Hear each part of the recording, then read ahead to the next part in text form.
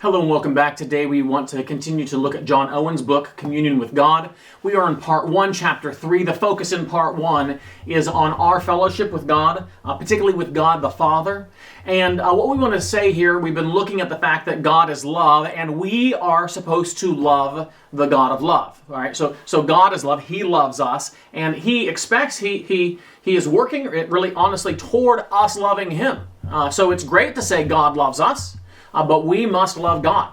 And that's the focus here. So God loves, Owen says, God loves that He may be beloved, right? So the whole purpose behind God loving us is that we would love Him back. Not that He would love us and we would say, oh, well, that's nice. Anyway, what was I doing? And just move on to something else in life. We ought not to treat God's love in that way. We ought to be amazed, honored that God would love us, and recognize that the appropriate thing for us to do is to love Him right back. He points to Proverbs 23:26, Son, give me thine heart, and he believes that's the Lord in some way, reflects a bit of what the Lord is up to, wants us to have His heart. I'm sorry, He wants to have our heart, rather. Right? Our heart ought to belong to the Lord. And again, another pretty clear command about us loving God is Luke 10:27. You shall love the Lord your God with all your heart and with all your soul and your strength and with all your mind. So it's clearly a command that we are to love God. God means to be loved by us. And our communion then should happen in this way. We see not only the love of God, but how lovely He is to love us. And we delight in and love God, right? That's how it works, right? We see how lovely He is, and we love the lovely one, right?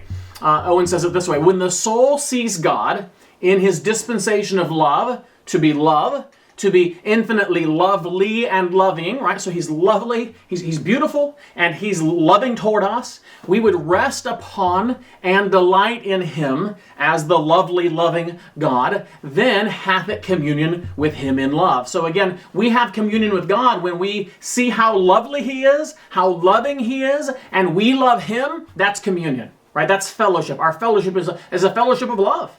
And that is why God acts as He does.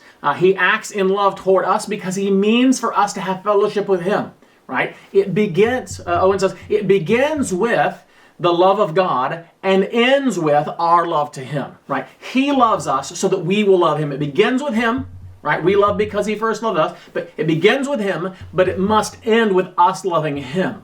And so this is what communion with God looks like. It looks like not an indifference to God, but a love for God. And it looks like not an ignoring of God, but a looking at His love, being affected by His love, and just a spontaneous response of love back to God.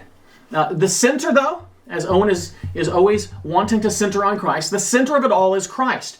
The Father, in His love toward us, in a sense, there's a way that the Father, how does the Father show His love toward us? Well, in Jesus Christ. The Father communicates no issue of His love unto us, but through Christ. So He shows His love through Christ, and we, through Christ, love Him back. We make our return of love unto Him through Christ as well. So Christ is central to it all as well.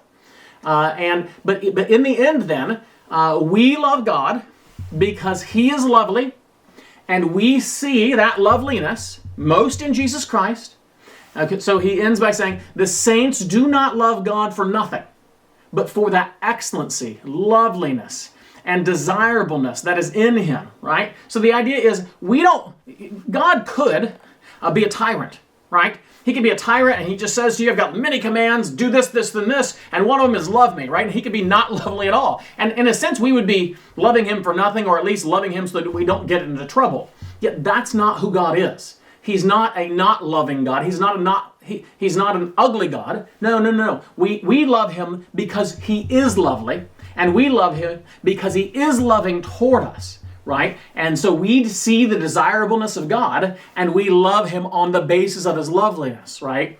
And again, if you want to say, well, I'm having trouble seeing how lovely God is, well, just look at Jesus. His loveliness, the loveliness of God the Father is best seen in the love shown in Jesus Christ on the cross. Our communion, then, is a mutual love. A God who loves us and saints who love him back. That's communion. And I urge you to find your joy in loving the God who loves you. In this, you will have joy unspeakable and full of glory.